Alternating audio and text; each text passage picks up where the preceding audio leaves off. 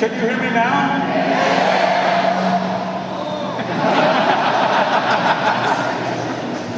Did you notice, by the way, when I came in, I shook hands with Ian. That will never happen again. It's all right. Do you mind if I sit on that side? Yeah. Thank you.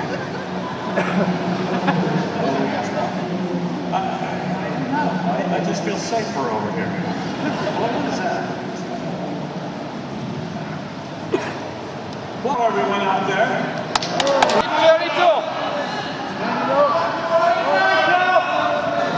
You don't want to hear this one here, right?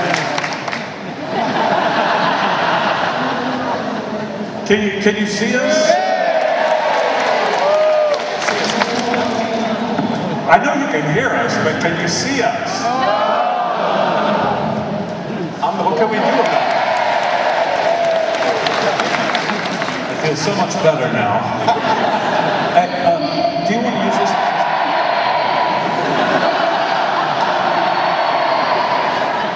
Should we all go out and see? Is that Denise? She's very loud. Do you want to ask me a question with this and hand it to me for the answer? We could do that. So they can hear you? That'd be a lot of fun. Can you hear me? That's real good. Use that mic real good. All right. You know, the jokes, they still work third time. But let me tell you something. The 10th time, it's really funny. I know you had dinner with Patrick last night. Tell us about dinner with Sir Patrick. And I heard you picked it up. You made a point of saying that on the stage. Dude. You and LeVar made for dinner. And Brent and LeVar picked up my dinner. You know what? We had dinner with Sir Patrick. Oh, looky here. Testing. Ooh, I feel a part of the process.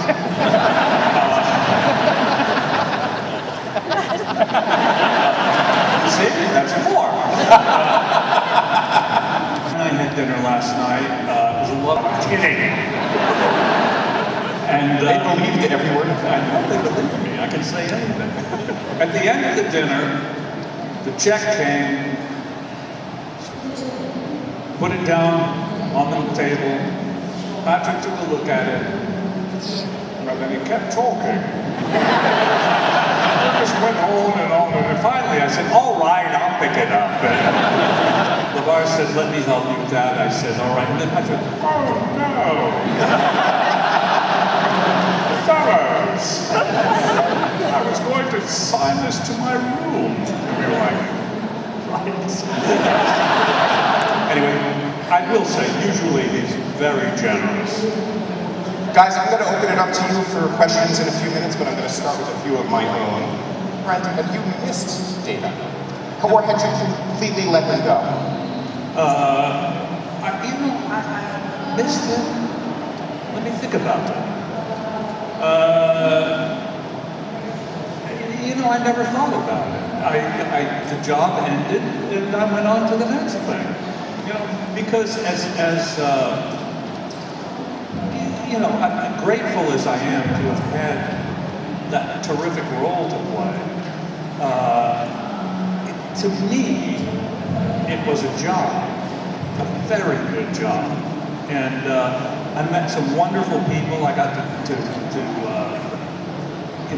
play some really interesting stuff, but I really feel that the character, not just Data, but all the characters in a way, so much more belong to the fans than they do to us.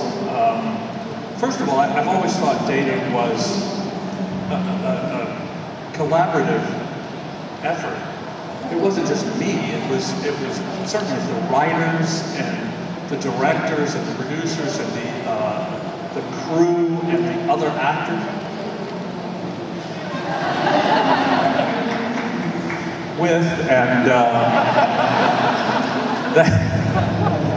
Timing! Worked for me. And that's 5. We're going to get to 10, everybody. We are going to get to 10. So I didn't feel the character belonged to me particularly. It was a gift that was given to me to have for a while, and then the fans took possession of it, and I moved on. Yeah. When you did Nemesis, how satisfied were you with that as the ending for the character, or not? I felt fine about it. I know it was the fans, the audience loved the ending of Nemesis.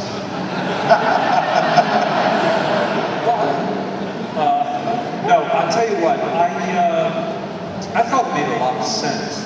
And because I was also, part of the team that wrote the story, I knew that was going to happen. But we had been told in almost no uncertain terms by Paramount Pictures that this was going to be our last film. And so I thought it made a lot of sense, to leave the audience with a really big, dramatic, emotional moment at the end of the film. If that's the last time you were going to see the character, then that's the way it should be, But little did I know, that, see, I've said for years that when we did Nemesis, that when you saw Nemesis and you were leaving the theater that night, that the Enterprise blew up behind you on the screen. Because you never saw anybody else again either. That was the last time, of course you never saw Data again, but you never saw Worf again, and you never saw Riker again, you never saw Picard again. Until now. But at the time I thought it was the right way to go. So talk about Picard, how were you first approached? And you had a dinner initially with Patrick, right? But he didn't mention that to the group, that some of the actors would be back, right? He just said he was doing it. He just said he was doing it. And it's not Next Generation. I just want you all to know. And they didn't have a title yet, by the way. It was just, he had agreed to do a series about Picard and what has happened to Picard in the years since we've seen him. And but there was no indication from him that any of us would be a part of it in any way. So off he went to England, and I got this phone call from the powers that be on the show, the writers and producers on the show, and I just wanted to have a meeting. And I assumed they wanted me to play Picard, because I can.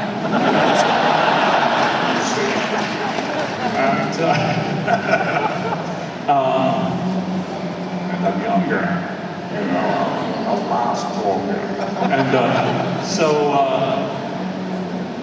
so they said, well, would you have any interest in playing Data again? And I said, make me an offer I can't refuse. And no, I didn't say that, but I said, it depends on what it is and what you have in mind. And no, I don't want to do a lot of it because I'm old, and Data's not that old, and I don't want to blow it. But they seemed to think it was a good idea, and Patrick thought it was a good idea, and I thought, well, I'd hate for it to happen. You know what, honestly, I thought of it as kind of a no-win situation, because I thought, if I don't do it, the fans are going to be furious with me and say, you had the opportunity to be part of this and you didn't do it? And then if I do it, they're going to say, why did you do it? So you shouldn't have done it. And so I thought, well, I'm not going to win either way, so I may as well show up and have some fun with Patrick, and that's what I did. Let's break some of it down. What was it like for you to put the contact lenses back in, which I know you loved so much from all your years on TNG? It was nightmarish. It really was kind of I hate the contacts. And the makeup is no fun either. But that's part of the deal. And it also helps you, one, get into the character. I mean, if they put the Data makeup on you, you can do it. Matter of fact, I think you'd be very good at the role. Thank you.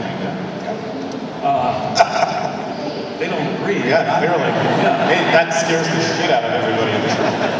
let me tell you something. I know you don't agree, but I just want to say one thing to you. 6? Okay. And then talk to me about sitting with Patrick and doing that first scene together that you guys have. Assuming you have scenes. I don't know. What is it? There's another stage? Oh, that's probably Alice Eve. Who? Alice Eve. Alice Eve is over there? Yes. I've never met Alice Eve. Should we go? Let's go!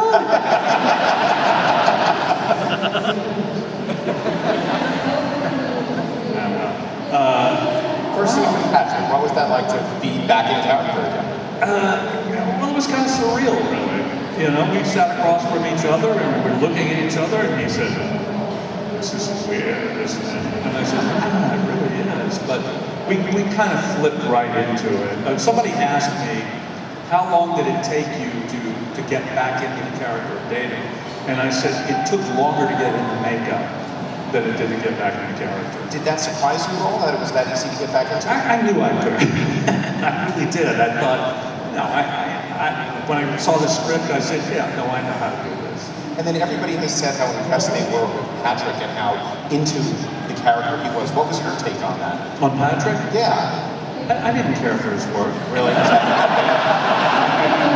I'm kidding.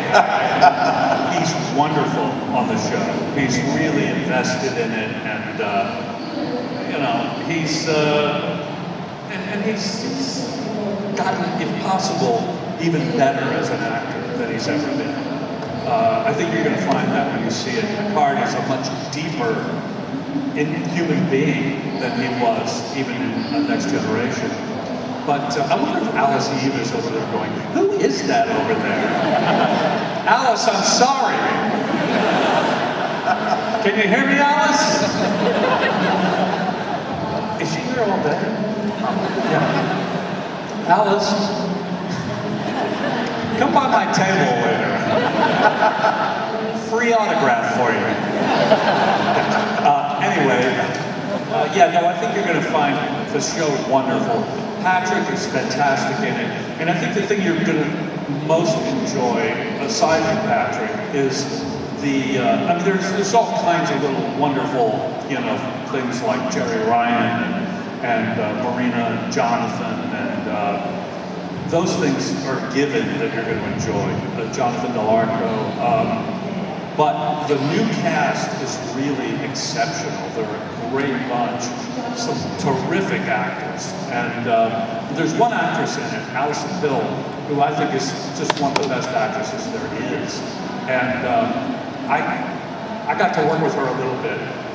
And it was really fun for me because I worked with her once before when she was 14.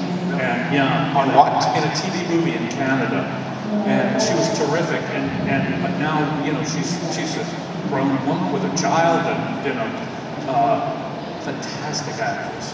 But all of them are great. Every single one of them is really good. So you're going to enjoy that. And then talk to me about the CGI to cover up her age. I mean, that's always been that's always been your biggest concern. What CGI? No CGI. They didn't do a whole lot, really. I mean, what you've seen in the trailer, by the way, is not the way I look on the show. It was a trailer that they had to release for the New York Comic Con, and it wasn't finished yet. And one of the least important things in the trailer was making me look like I'm going to look on the show. There were much bigger things to address. But subsequently, they have kind of fixed all of that, and it really looks great. But there wasn't a lot of CGI, surprisingly. And, you know, here's something to remember when you watch it. There's two things to remember. I'm in it, and I'm in it. What we were trying to accomplish with Data and the way he looks on the show is it's Data closer to the way he looked in Nemesis than the way he looked on the series. If he looked like he looked on the series, it wouldn't make any sense at all. they could have done that with CGI very easily. I mean, they've done that with Robert De Niro and Pacino, but they could have done it. But it was a conscious decision. You know, I'm sure all of you remember, I don't, but someone's told me, that there was an episode where Data says he has an aging program. And truly, if you look at the way Data looked in the series, even all the way through the series, he changed as the series went on. And certainly he looks almost nothing in the films like he looked in the series. And that's because he aged, as did I. And so when you see him again, he has aged a little bit more, but not a lot. He looks pretty much like he looked in Nemesis.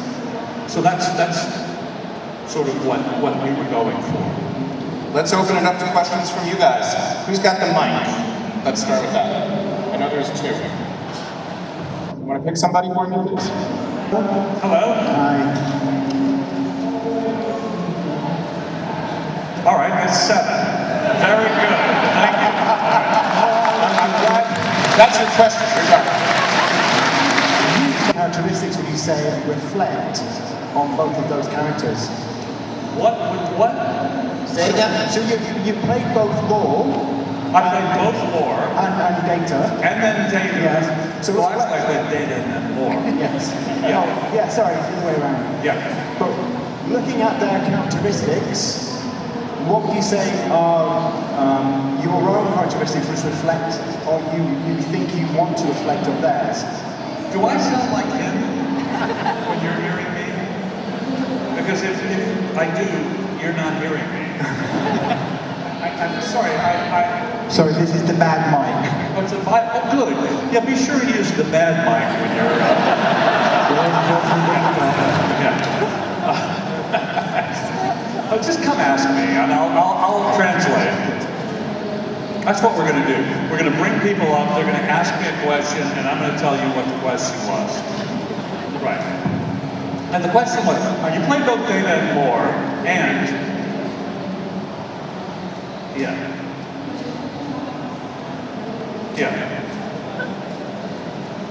Okay. He said, I don't know how you managed to play both of those two characters. You were absolutely sensational. Thank you so much. And one of the finest actors of your generation. Thank you. I don't know how no, you wanted to know something about the characters. What about their characteristics that I still don't understand? I mean, you know what? Somebody else. What were the characteristics that what did I like and what did I not like? I liked that I had a job. And I liked that Laura particularly, I liked because he was like me, evil.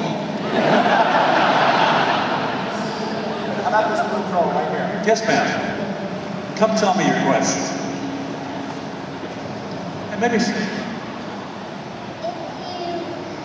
How did you feel on Generation when everybody else was playing basically a hero character and you were trying to play someone who didn't really understand humanity?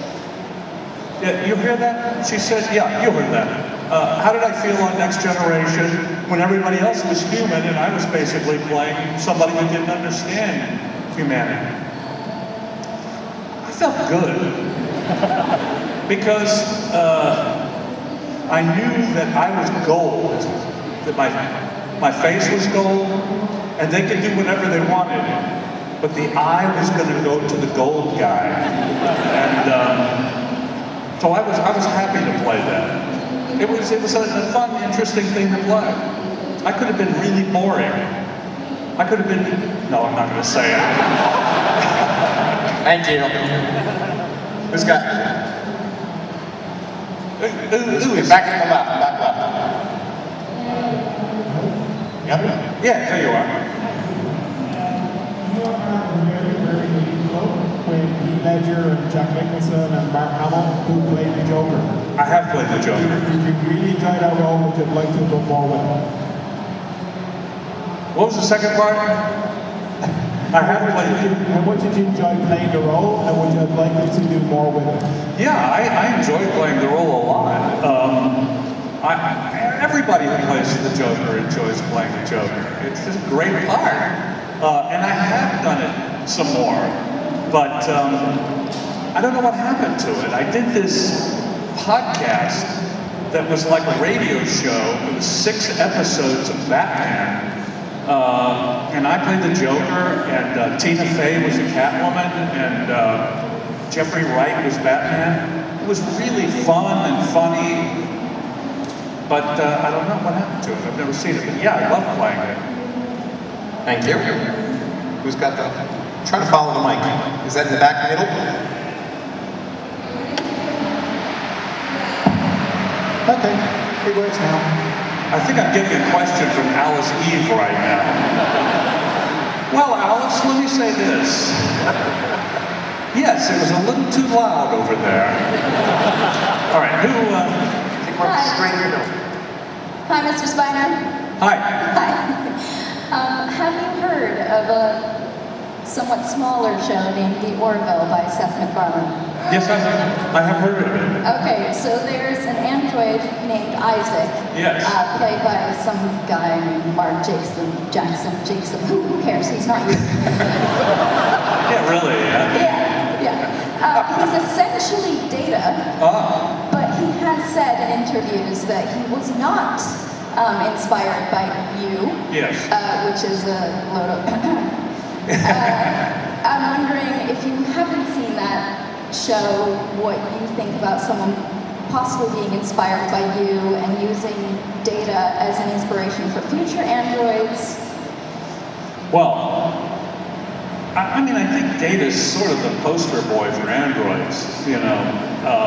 Not necessarily because of me, but it just, you know, he was around for quite a while. I haven't seen the Orville, but I understand he's quite good. You know, of course he was inspired by me. Come on. I'm inspired by me. Alice Eve is inspired by me. Ian, what about you? I'm inspired by you. Exactly. But I hear Orville's a really fun show, and I know Seth, and he's a really creative guy. And obviously, we all work for him on Family Guy, but I don't watch. To say you don't watch television is a complete lie. Everybody watches television, but I tend to watch documentary stuff. That's what I really like, and an occasional series, but like Fleabag. Did you see Fleabag? Yeah, love Fleabag. I saw her do it as a one-woman show in New York with my son. We went to see it. Sensational. She's genius. But you know what I think? I think there's 3 women who are like really sensationally talented in British, 3 British women who are, not British, 3, I guess British. The Scottish count as British? Yeah, 3 British women who are really just great. And Phoebe Waller-Bridge, of course, is like sensational. There's a woman named Lucy Preble who's wrote Succession and a play that was just in the West End. And I think Karen Gillan is right up there. She's a really talented woman. You know Karen, right, from Doctor Who? She's so talented. And I have no idea why I just told you that. But at least I'm talking out loud, right? Okay. Who's next? Right up there. Right there, yeah. Look at me, people stand up. Yeah, sorry, I've got wheels, I can't stand up. I was just wondering, Yes. when you were doing the more physical acting for Data, did you really enjoy doing all of those switch off, fall down, kind of stiff body movements and like the throws and physical acting in the regards of super strength and throwing people around and stuff? Yeah, I really did, because I had always thought of myself as a superhero, and to actually be able to do it was thrilling. I mean, I told somebody today, just a few minutes ago, I did do one thing that, has this gotten louder and more echoey? A little echo. They have nailed the sound in here, haven't they? Oh, no, it just went down a little bit. I did this scene, I don't remember what the episode was, but it was the episode where Dr. Crusher found the button that turned me off. And so the direction was, there was a table in front of me, and then she would come up behind me and press the area where the button was supposed to be, and I would shut off and just fall forward onto the table. And the first time we did it, we were shooting, and the director said action, and she comes up and she presses the thing, and I fall forward on the table, and my chin hit the corner of the table, and I was just looking, I was still frozen, and I was looking down, but suddenly I see this pool of blood forming under my chin and getting bigger and bigger, and I said, I think we have to stop. And they took me to the hospital as Data. I was sitting in the emergency room with a bunch of sick people and Data. And they sewed up my chin, and then I went back to Michael Westmore, put a little piece of rubber under it, kind of hid it, and I went back on the set, and the director said, look, can we do it again? And we did it again, but I didn't hurt myself anymore, so mostly I enjoy doing that stuff. Yeah, so let me just go to this guy who has this odd thing where his hand is always... Yeah, come up and use my mic. Yeah. How about I'm sorry, I don't want to make you run, but... I just have a piece of Data's dialogue from an episode, if you wouldn't mind reading it in your Data voice. Oh, yeah, of course. You know what the problem is? I don't have my glasses. I was younger when I was Data. That says...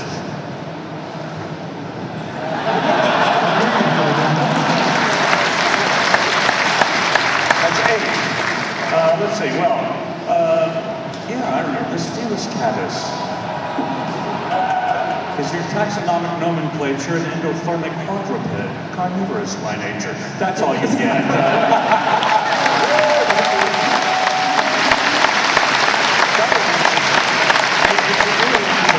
It's a brilliant poem that Ron Moore and Brandon Braga wrote.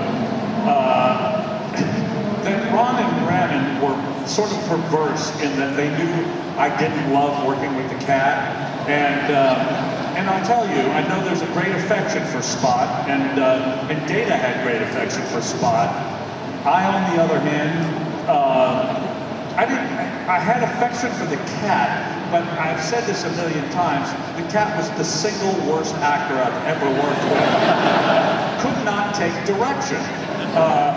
There was nothing, and Brandon and Ron would write stuff in that they knew the cat couldn't do, just so it would irritate me, because whenever Spot worked, we would be there all day and all night, because Spot couldn't do anything that they wrote. In all of the years, Spot only did one thing on the first take, and it said, Data feeds Spot tuna fish out of a can. First take, Spot got it right. That was the only time. I think we got another one right over here. In the back, on the left. Hello. Hello. Yep, right down. Yeah. So throughout the original Exploration series, there's a lot of moments where you are to be an android, and parts of you are taken off, like your hands. Yeah. Did that hurt? I mean, some parts hurt more than others. I'd like to know how, because back in the day, it was done so seamlessly now. Back in the day, how was that achieved? It was this genius of a makeup artist, Michael Westmore, and his son, Michael Westmore Jr., who made all of the prosthetic pieces and the the blinky lights and all of that stuff. They were just sensational artists, and they created that every time. And I tell you what, they did open up practically every part of my body on the show. Oh, except one, really. I won't go into that here. Guys, we've got 5 minutes left, so let's try getting a few quick questions. Oh, good, Ian. Thank you. Yeah. Right in front. I just want to ask, what was it like to act against yourself in episodes like Brothers, where you were playing 3 different roles? Did you prefer it to other actors, or was the logistics just too much? No, it was difficult and time-consuming, but it did allow me to work with my favorite actor. So it was worth it in the long run. But it was quite difficult because, well, not just having to change clothes constantly, but when I would play one character, they would shoot one side of the scene, and then I'd play the character I was talking to, and I kind of had to remember basically where I was looking, where my eye line was, so it wouldn't look strange. But yeah, it was a challenge. Thank you. Brent, I think we have a question all the way to the right. Mike, is that you? Do you have questions? Yeah. Well, come here. Have mine. It's actually a question from my boyfriend, so it's really cool if you want to ask it. But not literally. It's about Dr. Rakesh Bogdan in Independence Day 2. He wants to know, after being in a coma for a long time, why haven't your muscles atrophied? He wants to know, her boyfriend, I don't know if you can understand what she was saying. I could hardly understand it. What part of the world are you from? Manchester, there you have it. Yeah.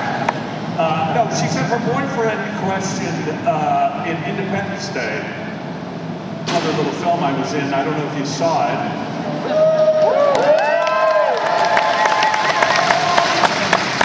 What? You saw it? Anyway, you probably didn't see, however, Independence Day 2, and that was, oh, you did. Well, that was her question, was how was it, I woke up from a coma that I'd been in for 20 years, and my muscles had not atrophied.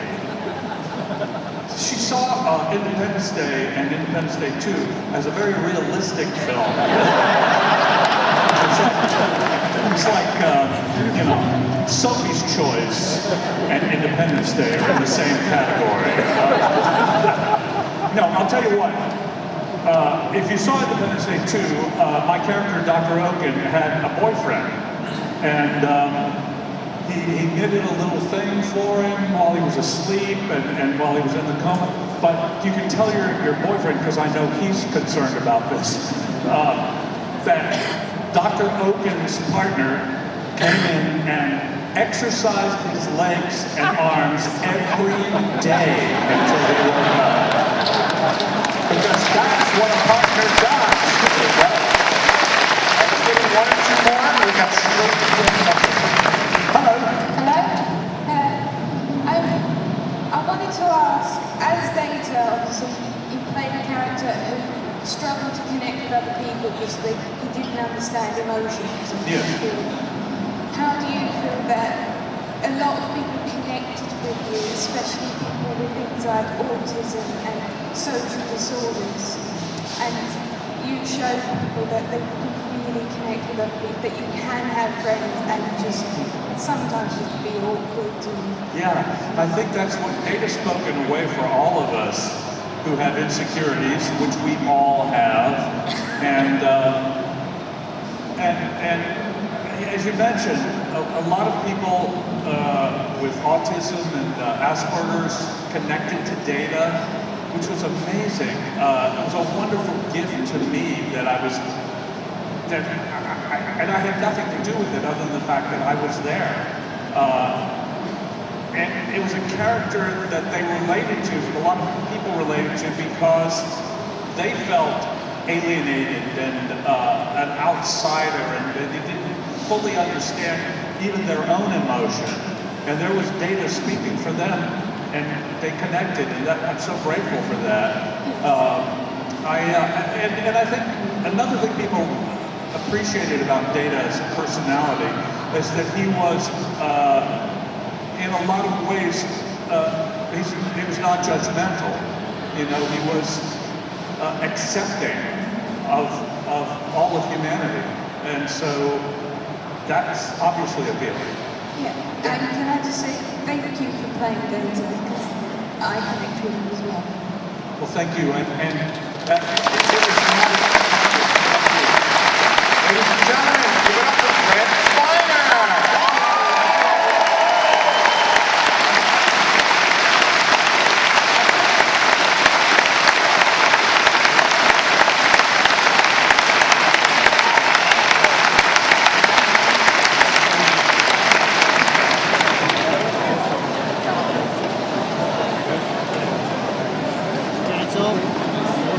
Got enough.